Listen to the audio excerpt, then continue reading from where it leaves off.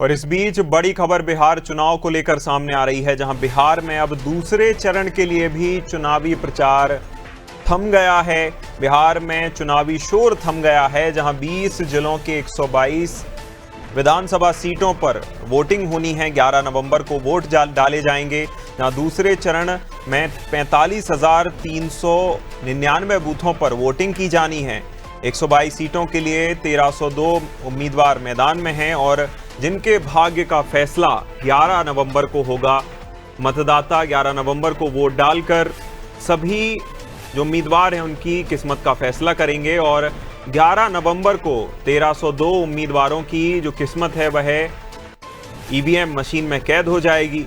देखिए, शाम 5 बजते ही बिहार में अब चुनावी शोर थम सा गया है, जहां 20 जिलों की 122 सीटों पर यह चुनावी शोर थम गया है और अब एक दिन यानी कि 10 नवंबर को केवल डिजिटल तौर पर या फिर 1-to-1 प्रचार ही हो सकेगा। कोई भी सार्वजनिक रैली या फिर सार्वजनिक तौर पर कोई सभा अब नहीं की जाएगी और शाम 5 बजते ही अब चुनावी शोर थम गया है। जिस तरह से 11 नवंबर को वोट